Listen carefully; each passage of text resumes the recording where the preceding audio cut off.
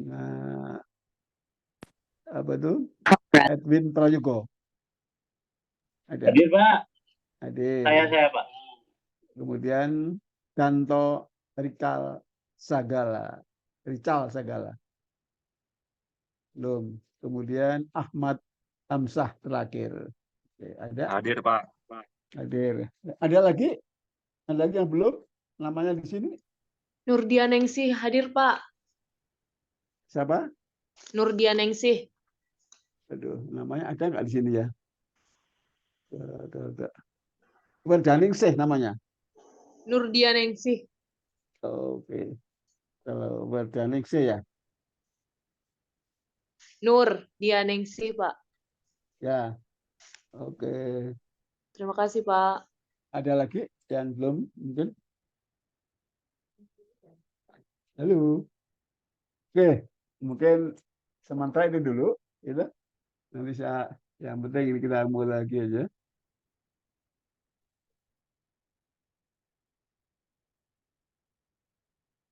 Halo, halo, Anda dengar saya? Baik, Pak. Terdengar Iya, Pak. dengan baik, Pak. Dengar ya? Baik, Oke, Pak. ya oke. Nah, minggu lalu sampai masih ingat, kalau nggak salah sudah sampai ke ini. Soal sistem baru mau masuk soal sistem matahari, ya. Oke, lanjut ya. Iya, Pak. Oke, jadi kemudian sudah sampai ke 5 lapisan atmosfer bumi itu, kemudian dilanjutkan dengan jarak-jarak yang jauh dari permukaan bumi. Nah, kita sudah juga masuk ke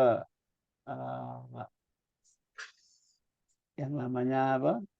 Sifat-sifat angkasa luar, yaitu hampa, tidak ada suara, tidak ada temperatur, tidak ada gravitasi bumi. Nah, itu. Oke. Kemudian sekarang masuk ke namanya sistem matahari atau solar system. Matahari merupakan benda utama dalam sistem matahari yang terletak pada pusat sistem dengan 8. Bukan, maaf ya, ini bukan 9, tapi 8.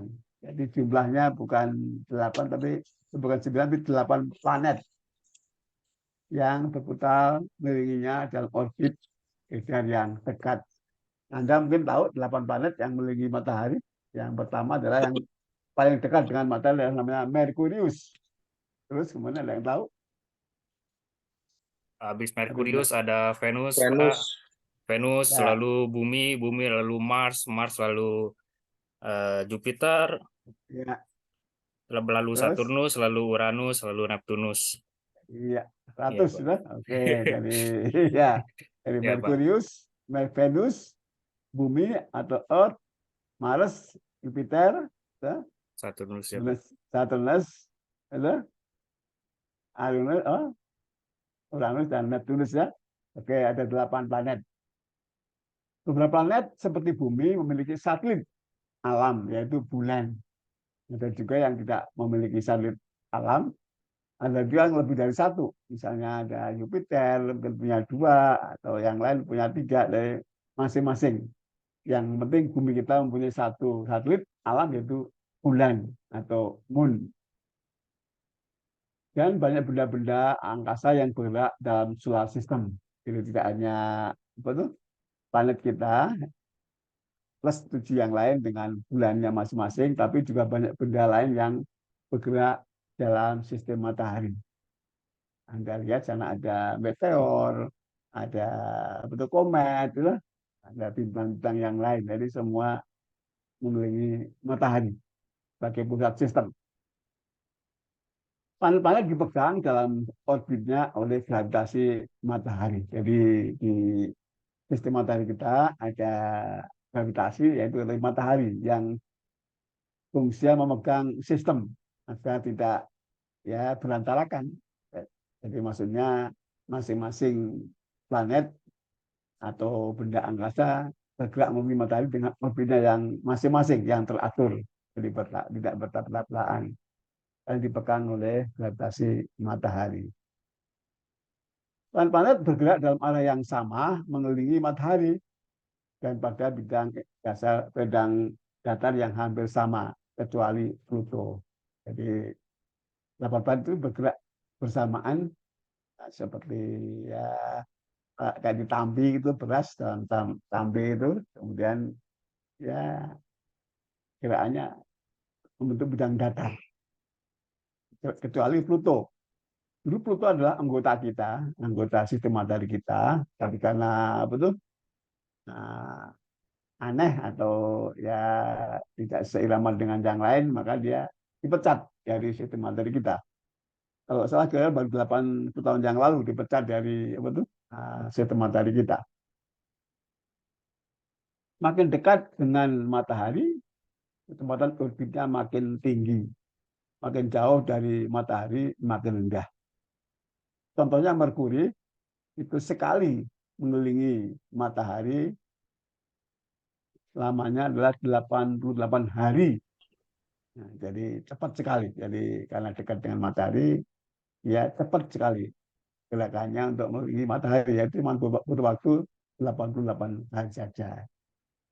Sedangkan bumi yang ada posisi ketiga, berapa tahun atau berapa bulan lamanya mengelilingi Untuk matahari? bumi 12 bulan, Pak. Iya, Sekitar iya, 365 hari, Pak. iya, 100 gitu. Oke, 100 untuk Anda. Kalau bumi karena lebih jauh daripada Merkurius, ya dia butuh waktu yang lebih lama, yaitu 365 hari dibanding Merkuri yang hanya butuh waktu 88 hari. Kemudian Pluto yang sangat jauh dari matahari, itu membutuhkan waktu 248 tahun sekali mengelilingi matahari. Jadi sangat lambatnya bukan main. Karena lambatnya bukan main, kemudian dulu diberikan tuh planet Pluto itu besar, planet kecil, kemudian arah edarnya yang tidak teratur seperti yang lain, maka dipecat dari sistem matahari kita. Dan karena lambatnya jalannya. Oke, itulah sistem matahari. Masih ingat? Sistem matahari terletak pada apa? Pada galaksi apa? Masih ingat? Di galaksi Bima Sakti, Pak. Iya, di galaksi Bima Sakti atau kalau bahasa Inggrisnya adalah Milky Way, itu Bima Sakti hanya untuk orang Indonesia saja, tapi Milky Way adalah nama untuk dunia, di Milky Way yang bentuknya segi spiral.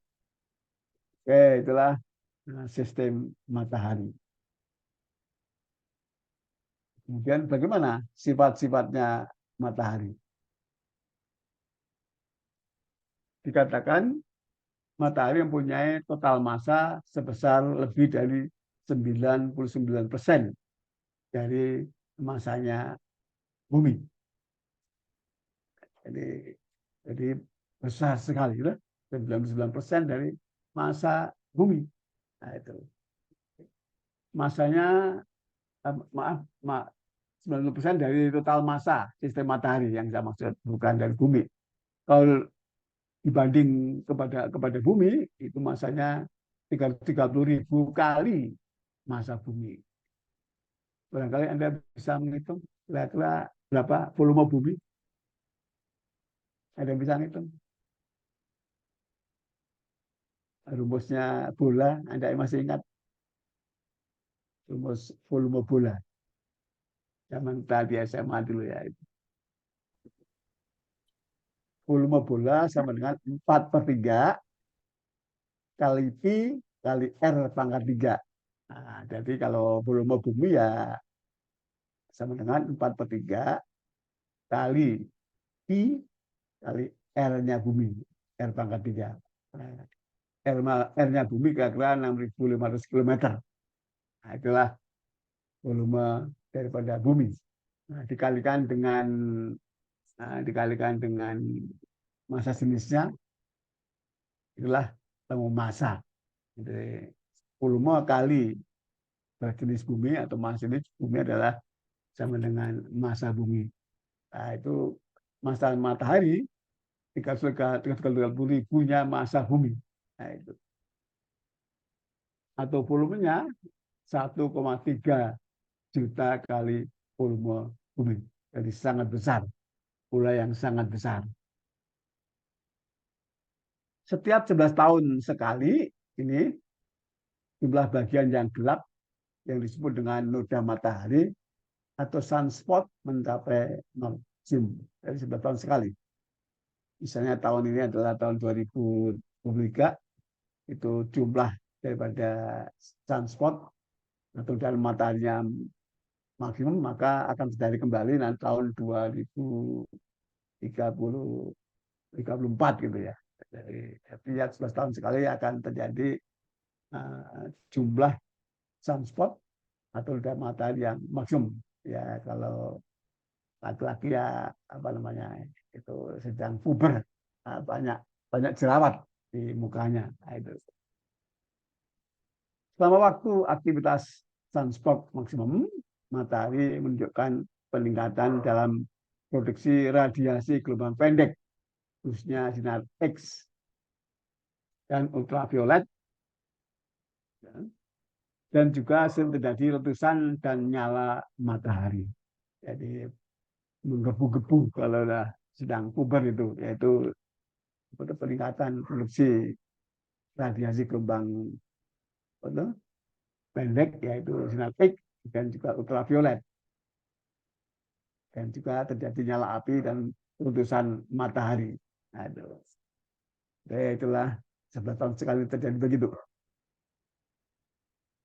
Letusan matahari tersebut mempunyai atau menghasilkan efek tertentu pada bumi, antara lain adalah gangguan ionosferik, yaitu gangguan jadinya ionosfer pada lapisan troposfer kemarin. Kemudian juga jadi badai magnetik, juga gangguan komunikasi radio, dan penampakan aurora borealis yang tidak seperti biasanya. Kalau biasanya mungkin kurang terang, tapi kalau ini ada terang sekali dan bisa lebih besar penampakannya. Dan penurunan intensitas rata-rata sinar kosmik, sinar yang berasal dari angkasa luar. Matahari juga memancarkan angin matahari atau solar wind yang terdiri dari elektron dan proton energi tinggi. Pada saat aktivitas sunspot, tinggi partikel yang dilepas matahari jumlahnya meningkat, maka angin matahari akan berubah menjadi badai matahari. Ya, jadi di samping ada mengeluarkan radiasi, matahari juga mengeluarkan angin matahari yang berembus dari matahari ke seluruh penjuru dunia. Dan itu tidak bisa masuk ke bumi karena bumi mempunyai pelindung, yaitu medan magnet bumi, sehingga tidak mengena ke kita. Tapi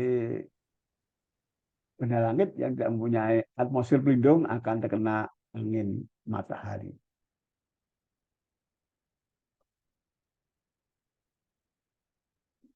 Temperatur pada bagian fotosfer atau piringan matahari yang ada sunspotnya itu, yang ada bintik-bintik hitamnya itu, plus minus 10.000 derajat Fahrenheit. Jadi di piringan di disknya yang ada bintik-bintik hitamnya. Temperatur pada bagian korona, yaitu yang adanya nyala api itu, adalah sekitar 3 juta derajat Fahrenheit. Di piringannya 10.000 derajat Fahrenheit, kemudian di pinggirnya yang nyala itu, yang kalau kita lihat pada gerhana matahari yang putih yang di pinggir yang bulatan hitam itu ada 3 juta derajat Fahrenheit. Sedangkan di inti matahari, di pusat matahari sana adalah temperaturnya 25 juta derajat Fahrenheit. Di tempat ini berlangsung reaksi termonuklir yang sangat panas yang merubah gas hidrogen menjadi helium, dan banyak energi dipancarkan sebagai radiasi, cahaya yang dapat kita lihat, dan radiasi lain dalam bentuk sinar-sinar dan partikel-partikel. Itulah sifat matahari. Barangkali ada yang Ya, bicarakan, silakan. Sinar matahari. Sudah jelas.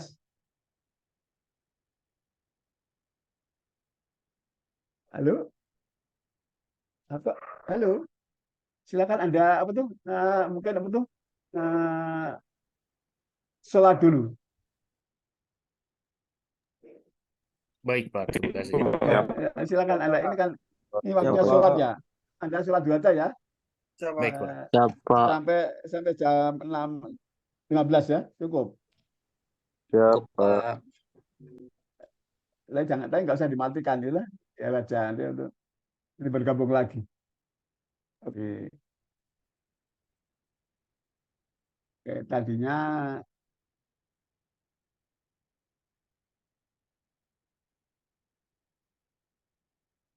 oke, inilah eh, bumi, bumi dikelilingi oleh namanya medan magnet. Nah, ini yang bentuk garis putih ini adalah garis gaya magnet. Nah, bumi dikelilingi oleh namanya medan magnet bumi. Itu. Medan bumi ini merupakan pelindung bumi dari yang namanya tadi adalah angin matahari. Nah, itu. Angin matahari tidak akan langsung mengena ke kita karena ada medan bumi. Tapi karena medan bumi ini didorong terus menerus, yang tadi bentuknya bulat-bulat, yang akan berubah menjadi seperti ini, seperti tetesan air mata. Nah ini, seperti air mata itu bentuknya.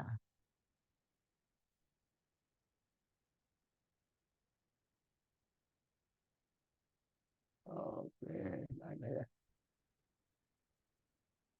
Ya, ini maksudnya. Inilah bumi dengan medan magnetnya yang bentuk ini garis-garis melingkar yang warnanya apa nih? Warnanya merah muda atau oranye ini. Kemudian matahari mengeluarkan angin matahari yang warna biru. Kemudian tidak bisa masuk ke bumi karena dihalangi oleh medan bumi. Tapi karena didorong terus menerus, nah medan bumi berubah menjadi bentuk air mata. Ya merah ini kalau diteruskan sama sini, bentuknya berterusan air mata. Inilah medan bumi yang berubah bentuknya gara-gara didorong oleh angin matahari. Jadi angin matahari nggak bisa mengenal bumi, tapi akhirnya akan terjadi yang namanya sabuk radiasi. Oke, kembali ke sana dulu.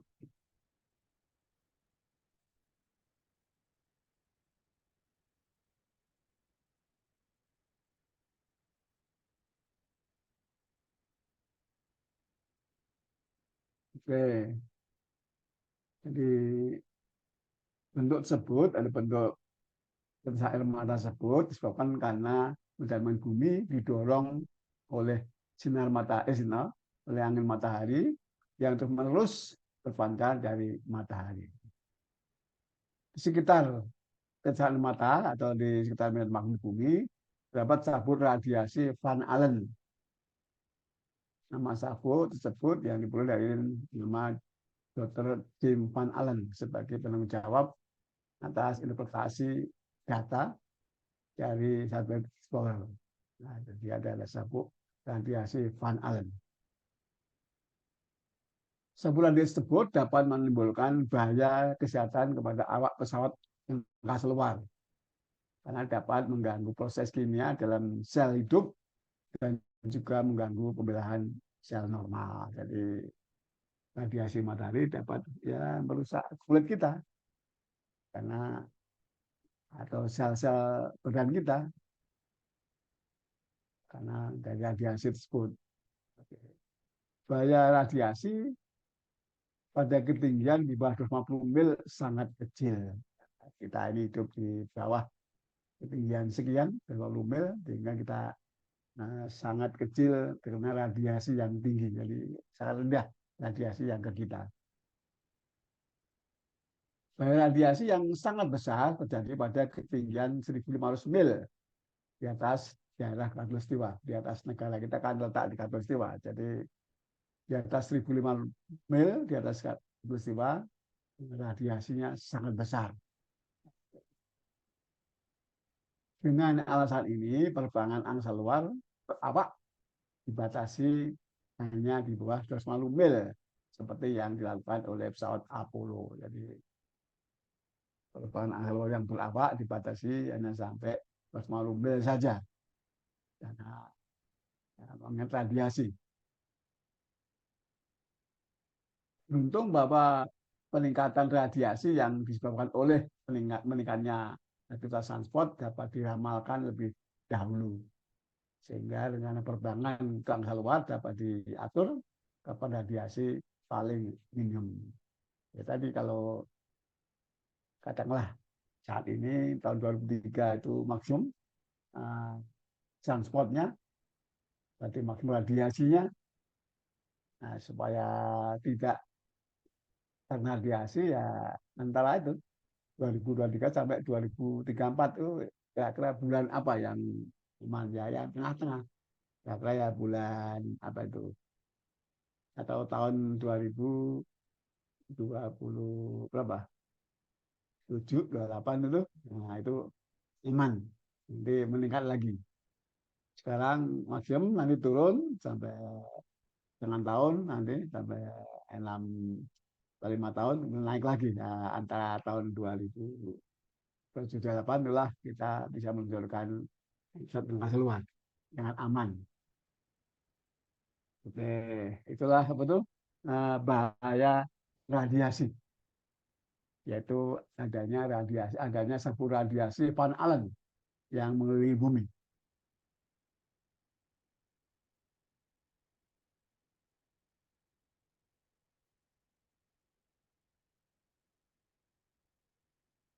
Inilah sapu radiasi Van Allen. Ada 2 macam, yang warna biru yang dekat dengan bumi ini, dan yang jauh yang warnanya ungu ini, yang luar. Yang adalah inner Van Allen belt, sapu Van Allen dalam. Inilah outer Van Allen belt, sapu Van Allen yang luar. Jadi yang jauh dari bumi dan yang dekat dari bumi. Ini 2 sapu yang terjadi gara-gara kita betul ada bumi menahan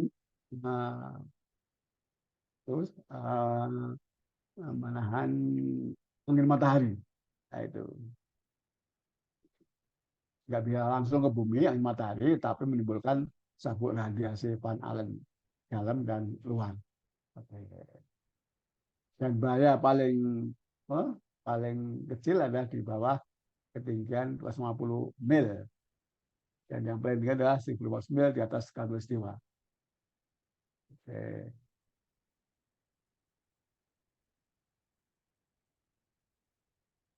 Kemudian bahaya yang kedua adalah bahaya meteorit, yaitu tabrakan dengan meteor.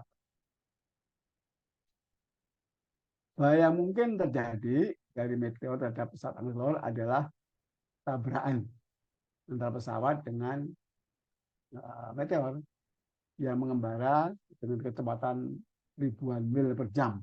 Nah, jadi kalau dapat tabrakan ya sakit atau betul ya, pesawat angkasa luar bisa pecah atau hancur gitu.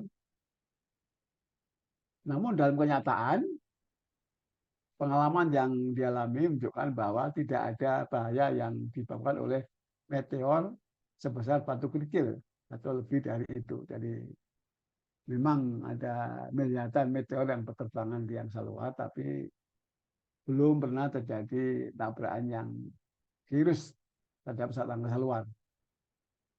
Lebih yang hanya sebesar batu kerikil atau lebih itu tidak membahayakan. Itu.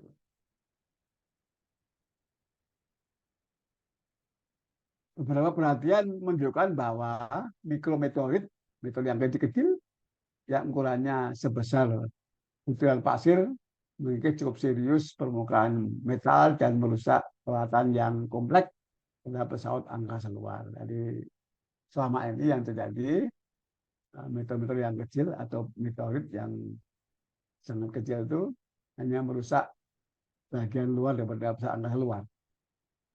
Misalnya antena atau apa itu bisa rusak dan juga bagian luar terkikis bodi daripada pesawat angkasa luar oleh meteor yang kecil yang meteorit namanya. Pesawat Marini 2 yang mengembara ke Venus tercatat hanya mengalami tubuhan 2 kali dengan meteor. Adalah Marini 2 adalah pesawat angkasa luar yang dikirim ke Venus itu sudah kira-kira 8 tahun yang lalu itu dikirim di sana, baru mengalami tabrakan 2 kali, itu pun dengan metode yang kecil-kecil, belum pernah ketemu yang besar.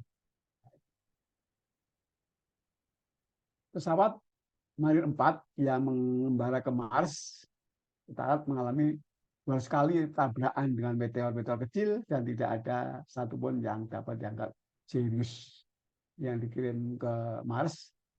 Mariner 4 ini yang kira-kira 8 tahun yang lalu dikirim ke sana. Jadi ya aman-aman aja. Lapisan khusus pada bahan pakaian angkasa luar pada astronot Apollo melindungi mereka dan dari mikrometeorit selama mereka mengeksplorasi permukaan bulan. Jadi di samping pesawat luar juga dilindungi, nah ini juga bagian mereka juga terlindungi dari apa tuh mikrometeorit. Itulah bahaya yang terjadi di angkasa luar. Ada 2 macam, yaitu bahaya radiasi dan bahaya meteorit. Oke.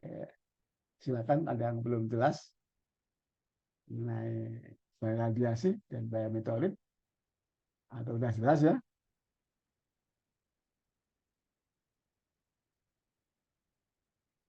Oke, kalau nggak ada pertanyaan, kita lanjut. Nah, inilah gambar yang mungkin perlu saya sampaikan. Inilah bumi kita yang dilindungi oleh yang namanya atmosfer. Yang jauhnya adalah dari permukaan bumi adalah 1000 mil. Jadi dari sini permukaan bumi sampai ke paling luar adalah 1000 mil. Itulah yang namanya angkasa atau dirgantara milik bumi yang disebut dengan atmosfer.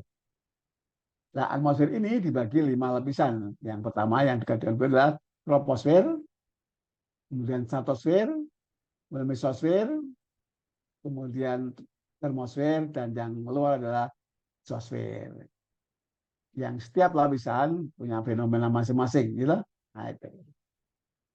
Kalau di troposfer kemarin adalah selalu terjadi perubahan cuaca dan awan, selalu ada awan di sini dan perubahan cuaca. Temperatur di sini makin tinggi, makin rendah. Jadi di troposfer makin dingin tempatnya, makin dingin. Kemudian temperatur di paling atas ini di daerah namanya tropos ada -7 derajat Fahrenheit. Temperatur di bagian atasnya troposfer. Kemudian stratosfer, fenomena yang penting adalah yaitu jauh dari uap air dan awan. Itu maksudnya sini nggak ada uap air dan nggak ada awan, sehingga untuk terbang sini sangat clear, gitu. Semua ada hujan, awan di bawah kita. Di stratosfer ini jauh dari uap air dan awan. Kebalikan dari troposfer. Dan di sini temperatur tekanan udara sangat rendah. Pesawat yang terbang di sini harus dilindungi dengan namanya kabin bertekanan yang bisa diatur tekanannya untuk menyesuaikan kebutuhan manusia atau kru dan dengan penumpangnya. Yang di sini adalah pusatnya ozon atau O3, yaitu yang berfungsi menyerap sinar ultraviolet matahari di sini. Temperatur di sini adalah di atasnya mesosfer adalah sampai -135 derajat Fahrenheit yang berfungsi untuk menyerap sinar kosmik dari angkasa luar supaya nggak masuk ke bumi. Oke, kemudian termosfer temperatur sampai 2.000 derajat Celcius Fahrenheit di bagian atas ini, yang 39 jauhnya ini, tingginya ini. Disebut dengan termo itu panas, dan temperatur sampai 2.200 derajat Fahrenheit, sekitar 1.500-1.600 derajat Celcius. Nah, itu. Kemudian juga ada di sini ada borealis, aurora borealis. Yang penting juga. Kemudian yang terakhir adalah apa tuh? Eksosfer, tempatnya satelit bumi. Ini lihat yang putih-putih kecilnya ada satelit. Semua negara meletakkan satelit di sini. Satelit apa saja ada di sini, untuk satelit cuaca, untuk satelit mata-mata, untuk satelit komunikasi, semua di sini. Semua punya negara di dunia ada di sini. Kenapa? Di sini hampir hampa, sehingga satelit yang diletakkan di sini tidak akan bakar karena gesekan dengan udara. Oke, itulah 5 lapisan atmosfer bumi.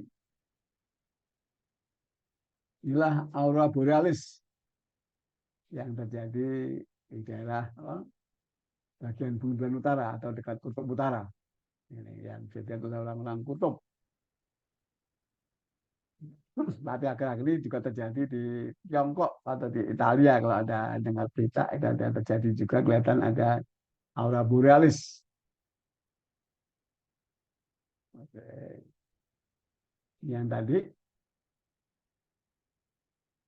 inilah matahari selama gerhana matahari. Inilah yang namanya disknya. Disknya yang ini, di mana temperaturnya adalah 10.000 derajat Fahrenheit di disknya ini. Yang di tepinya ini yang namanya corona, yang putih ini, yang nyala ini adalah temperaturnya sampai 3 juta derajat Fahrenheit. Itu. Intinya sana sampai 25 juta derajat. Inilah inti matahari. Ini intinya. Yang sampai 20 juta derajat Fahrenheit. Nah, inilah yang namanya sunspot, nah, noda matahari. Ini kayak jernih, bikin kotor yang hitam-hitam ini. Yang hitam adalah sunspot. Inilah piringannya matahari, kemudian ini adalah sunspot yang hitam-hitam ini. Kalau setiap saat terus tahun sekali mengalami maksimum jumlahnya ini, sehingga hampir penuh yang hitam-hitam itu. Inilah grafik perubahan temperatur pada atmosfer bumi. Lihat di sini. Kalau di adalah sea level atau permukaan laut, kemudian kira-kira sekitar 35 derajat Fahrenheit, turun sampai -70 pada paus itu ketinggian 7 mil, kemudian konstan -70 sampai ketinggian 12 mil, kemudian naik sedikit, menurun sampai -1,5 derajat Fahrenheit pada atas mesosfer, kemudian naik jadi positif 2.200 derajat Fahrenheit pada ketinggian 300 mil, yaitu di daerah termosfer.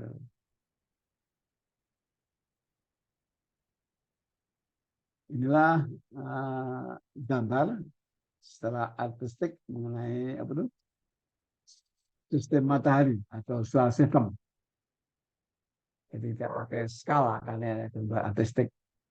Ini sudah sun atau matahari yang di tengah-tengah sistem, dikelilingi oleh 8 planet, yaitu yang paling dekat adalah Merkuri. Ini adalah Merkuri, ini yang warna coklat ini. Kemudian ini adalah yang kedua, adalah Venus. Ini tidak besar nih, gitu. Merkuri yang paling dekat, kemudian betul, Venus, kemudian Earth atau bumi yang hijau ini, gitu. Dan Mars yang merah, memang namanya adalah planet merah. Yang kita lihat itu bintang sore atau bintang pagi, itu yang besar adalah Mars ini. Nah, kemudian apa itu yang Saturnus. Jupiter dulu nih, Jupiter ya ini Jupiter gitu. Oke, lah, maka Jupiter, kemudian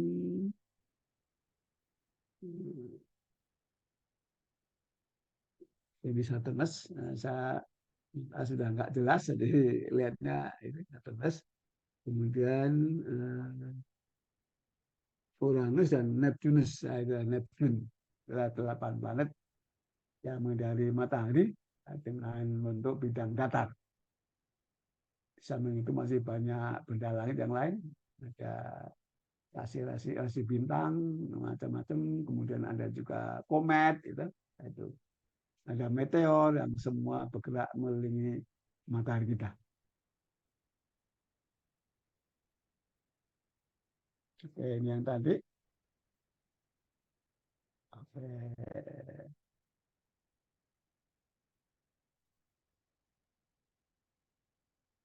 Halo, silakan kalau ada pertanyaan. Itulah betul.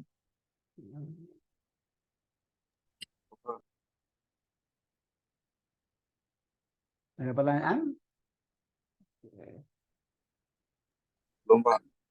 Belum ya? Oke, ini masih saya cari dulu. Oke. Yaitu standar atmosfer. Apa itu standar atmosfer? Ini bahasa Inggris, jadi bahasa Indonesia adalah atmosfer standar. Ya. Yaitu parameter atmosfer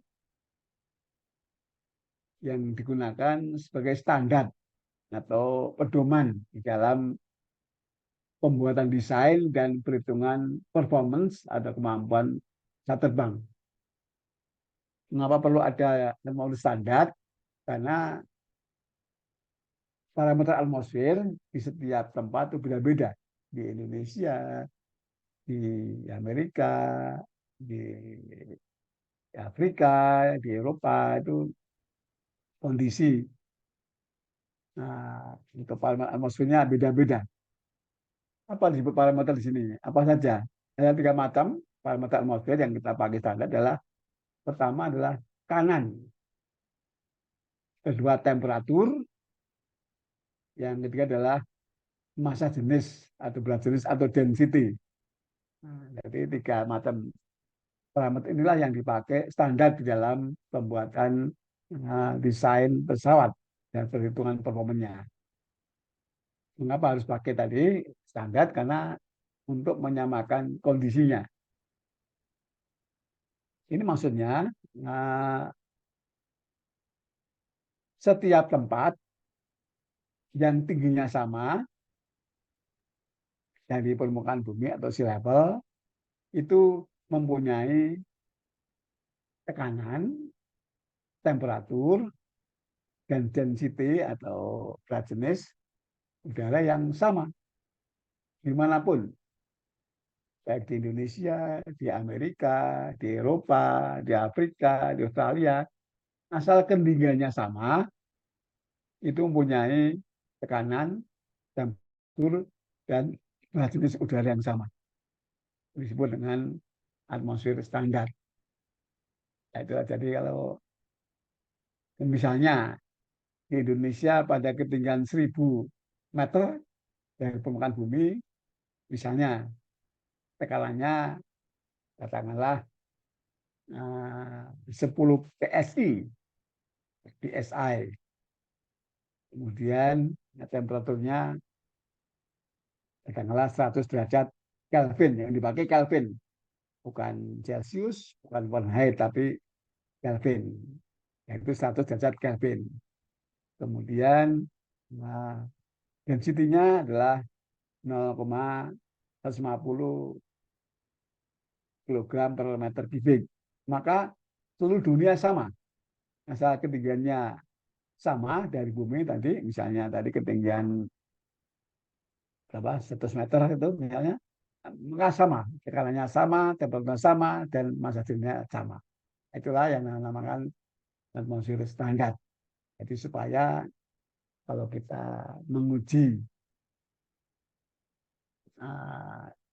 Kawah pesawat kita di Winterno itu pada ketinggian yang sama di kita, ketinggian katakanlah 1.000 meter dari permukaan bumi, ya dimanapun kan hasilnya sama.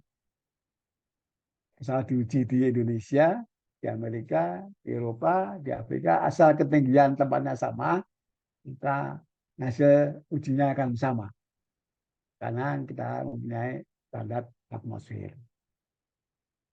Oke, itulah penjelasan pada ini standar atmosfer, yaitu parameter atmosfer yang berupa tekanan, temperatur, dan massa jenis atau density udara yang dipakai standar atau pedoman di dalam pembuatan desain dan perhitungan performa pesawat terbang. Nah, itulah atmosfer standar. Yang dipakai adalah kita memakai standar atmosfer dari yang kita pakai di Indonesia menggunakan hasil dari ARDC model, itu ARDC model atmosfer 1999 gitu. Dari United States Air Force Research and Development Command atau Komando Penelitian dan Pengembangan Amerika Serikat. Nah, itu yang sekarang menjadi Air Force System Command, Komando Sistem Angkatan Udara Amerika Serikat. Inilah hasil mereka yang kita pakai.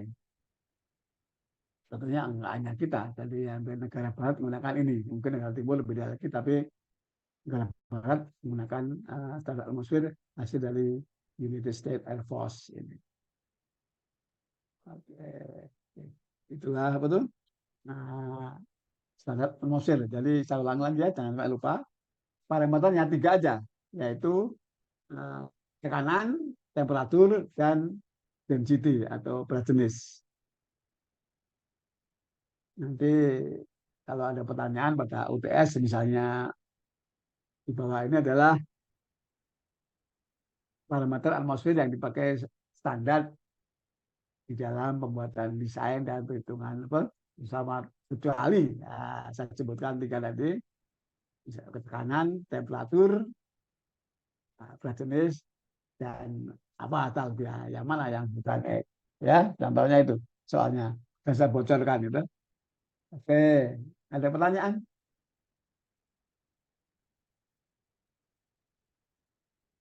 Oke, nggak ada ya, lanjut ya. Halo. Lanjut, Pak. Oke, kemudian ada beberapa definisi ketinggian. Mengapa ada definisi ketinggian? Karena ketinggian yang kita temukan hari demi hari itu nggak bisa dipakai dalam perhitungan desain karena ya nggak presisi, sehingga ada nama-nama ketinggian yang lain.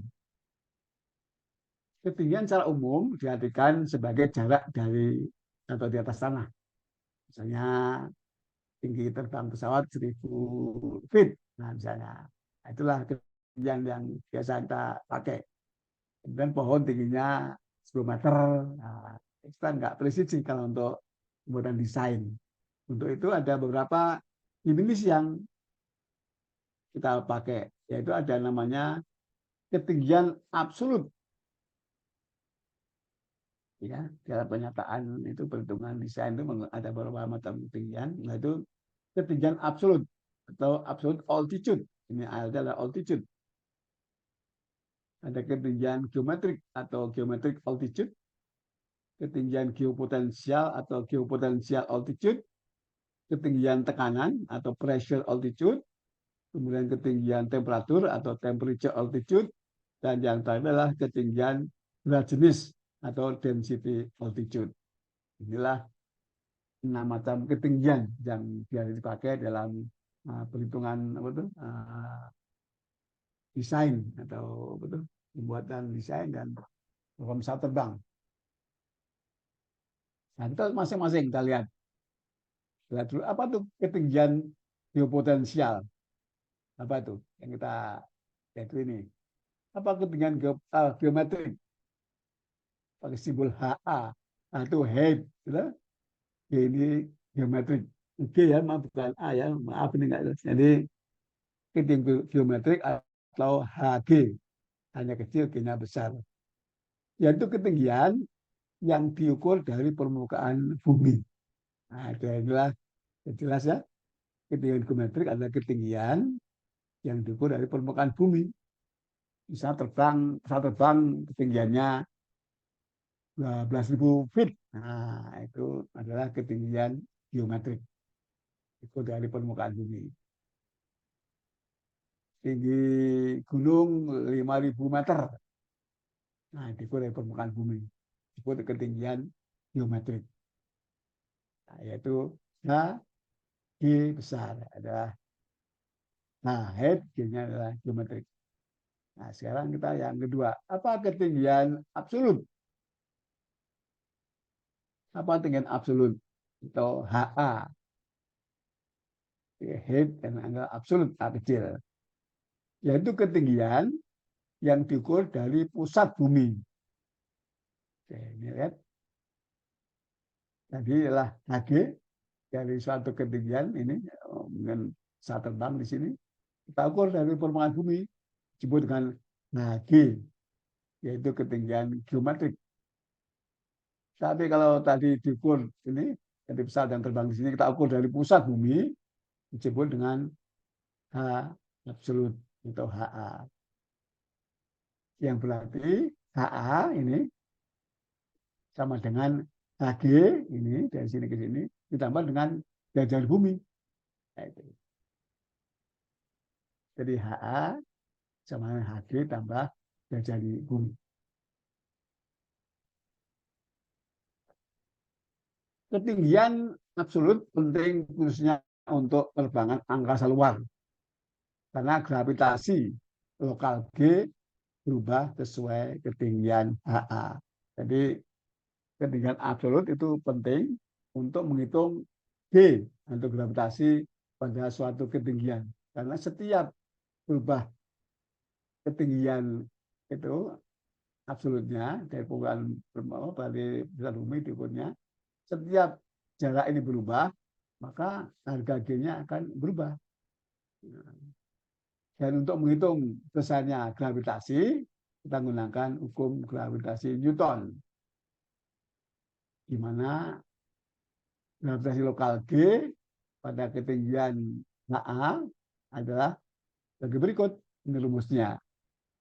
Sangat sederhana rumusnya, yaitu G sama dengan G0 kali R per HA kuadrat.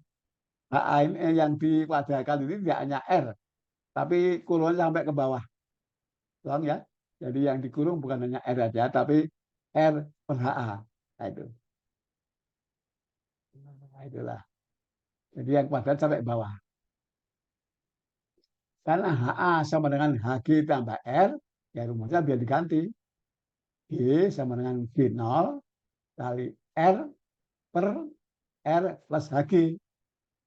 Karena HA sama dengan R plus HG kuadrat. Yang dikuadratkan seluruhnya sampai bawah.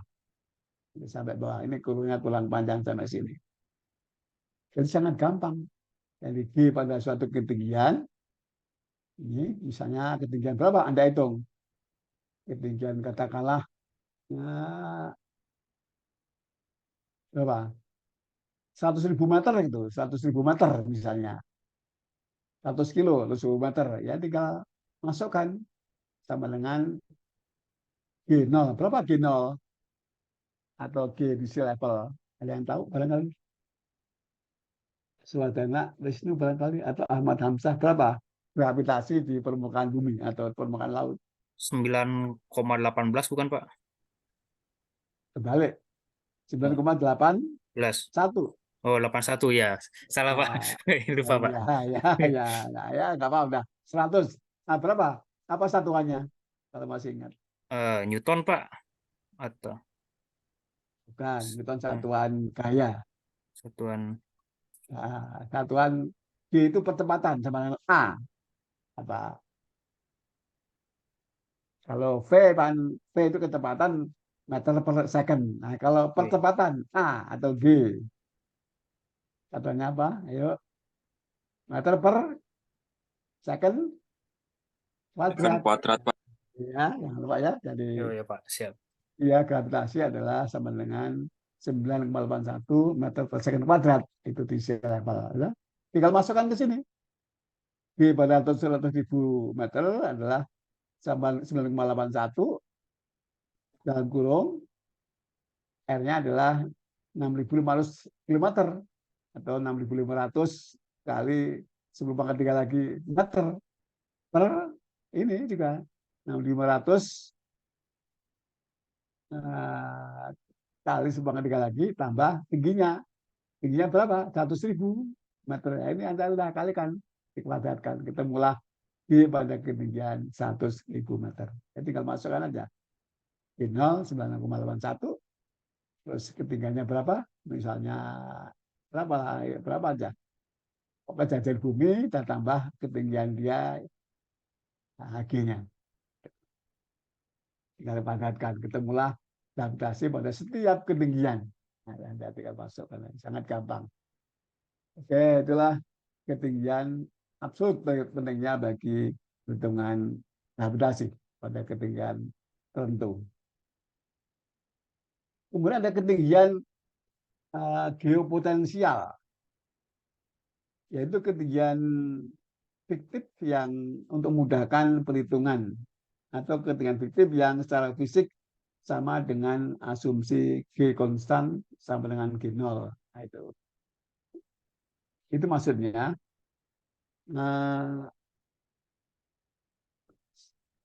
dari permukaan bumi sampai ketinggian 65 km, itu kalau Anda hitung G-nya itu hampir nggak berubah, tetap 9,81.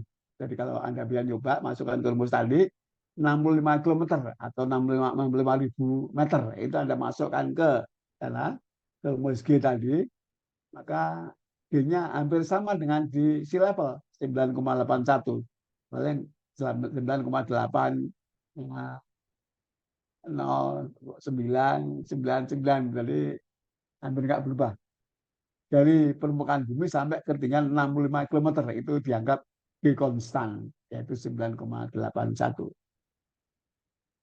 Nah, ketinggian yang ada di sekitar, yang ada antara 0 permukaan bumi dengan 60 km di atas bumi itu menggunakan simbol H. Misalnya pesawat terbang dengan ketinggian 25.000 feet, maka ditulis H sama dengan 25.000 feet. Atau satelit terbang pada ketinggian 40.000 atau 50.000 feet, H sama dengan 50.000 feet. Jadi nggak pakai HA, tidak pakai HG. Selama terbangnya antara permukaan bumi sampai ketinggian 65 km pakai simbol H saja. Itu. Nah, kalau di atas 60 km menggunakan HG atau HA. Itulah ketinggian geopotensial. Jadi itu memudahkan kita memberikan simbolnya. Kita menggunakan H untuk benda yang terbang antara permukaan bumi sampai ke 65 km di atas bumi. Gunakan H saja. Oke. Itulah ketinggian geopotensial. Ada lagi ketinggian namanya ketinggian tekanan, yaitu ketinggian yang ditentukan oleh harga tekanan pada ketinggian tertentu. Itu maksudnya kalau kita berada di suatu ketinggian, misalnya kita naik gunung apa saja, terserah kita lihat suatu ketinggian, kita membawa barometer untuk mengukur tekanan. Tapi tekanan yang bisa mengukur tekanannya menggunakan apa tuh satuannya Newton per meter persegi atau Pascal. Nah ini kalau tekanannya sekian pada barometer Anda dilihat 6,16 kali 10 pangkat 4 Newton per meter persegi atau 6,16 kali 10 pangkat 4 Pascal. Kalau Anda lihat pada tabelnya angul standar, maka angka ini ada pada ketinggian ini 40 meter. Berarti ketinggian tekanan pada tempat kita berada tadi di gunung itu adalah 4 km. Itulah yang dimaksud dengan ketinggian tekanan.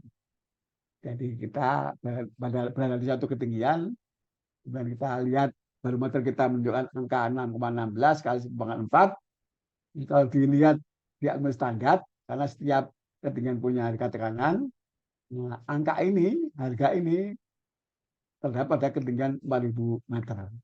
Berarti ketinggian di mana kita berada adalah 4 km di atas permukaan laut sea level. Oke, kemudian yang dua analog, ketinggian temperatur, yaitu ketinggian yang ditunjukkan oleh harga temperatur pada ketinggian tertentu. Oke, jadi kalau kita tadi bawa barometer untuk mengukur tekanan, kita sekarang bawa termometer untuk mengukur tekanan. Tapi yang bisa menggunakan derajatnya bukan Celcius, tapi Kelvin. Kita menggunakan Kelvin.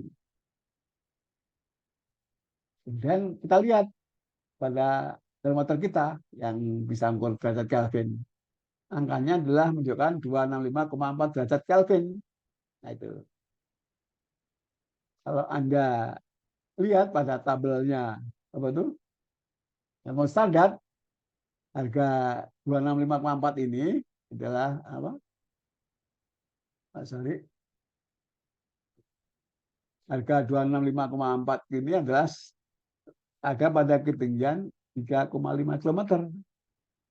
Nah itu sehingga tempat di mana kita berada adalah 3,5 km. Nah itu.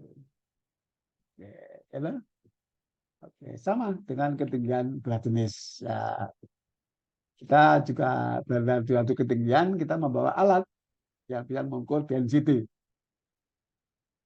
Nah, harga density di tempat itu adalah 0,643 kg per meter kubik.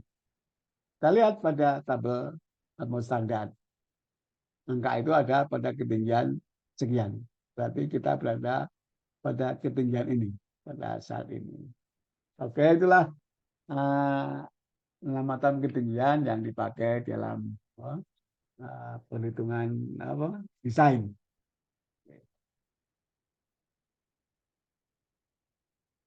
Ada pertanyaan? Halo? Ada pertanyaan? Pak. Oke. Halo? Kalau nggak ada, kalau nggak ada, saya masih ini apa tuh ingin saya call. Barangkali ada yang hadir, yaitu Samuel Sembiring, ada nggak ya? Kemudian Yoga Pratama, ada nggak? Halo. Kemudian Fazul Azim. Kemudian Muhammad Muzaki, Umrullah. Kemudian Rizky Okentino. Kemudian Mukhlis. Hadir, Pak. Halo. Hah? Hadir? Mukhlis hadir. Oke, terima kasih. Kemudian Muhammad Irfan Sahrial. Kemudian Tri Andi Suharso. Kemudian Miftahul Arifin Kuli. Putri. Ya? Oke. Ya, masih. Ulifatul Laili M. Ada ya? Hadir, Pak. Ya, kemudian Angga Septi Andika Satriawan. Wah, namanya indah sekali. Ada enggak? Angga Septi Andika Satriawan. Oke, enggak ada ya. Oke, kemudian Danto Rical Sagala. Ada enggak? Enggak ada. Kemudian Werdaningsih. Ini Werdaningsih ada ya? Ada, Pak. Oke. Nurdianingsih. Sama, Mbak? Nurdianingsih. Oh, sorry ya, saya Nurdianingsih ya, Nurdianingsih. Oke, Nurdianingsih. Ada lagi yang belum dipanggil ya, Nurdianingsih. Oke. Ada yang belum dipanggil? Nurdianingsih. Ada yang Pak, belum? Muhammad Irfan Syahrial, Pak. Muhammad? Irfan Syahrial. Oh, tadi udah dipanggil, ada tapi ya? Reza Ada. Dian Pangestu, Pak. Ada namanya ya? Muhammad Irfan Syahrial. Oke, ada. Oke, ya, terima kasih. Ada lagi? Reza Dian Pangestu, Pak. Nah, ntar Mas ya. Siapa namanya? Reza Dian Pangestu. Nah, Mas. Kok agak ada ya? Saya tulis ya. Reza. Reza Mas. Dian Pangestu. Reza Dian Pangestu. Oke, ya. Ada lagi yang belum? Oke, dia sini mana? Oke. Ya, oke. Nah, ini saya janji cuma ya jam 5, jam 7. Ini sudah jam 7 lebih. Kita akhiri aja sampai sini. Ada pertanyaan? Mudah-mudahan nggak ada. Kita dulu minggu depan pertanyaannya. Oke? Halo? Ya, halo, Siapa? Pak. Belum Siap. ada, Iya, Pak. Pak. Ada. Ya. Dan, Kalau Pak. belum ada, terima kasih atas perhatiannya. Sampai ketemu minggu akan datang. Selamat malam. Baik, terima kasih, Selamat Pak. malam, Selamat Selamat malam, Pak. Terima kasih. Malam, Pak. Terima kasih. Sama-sama.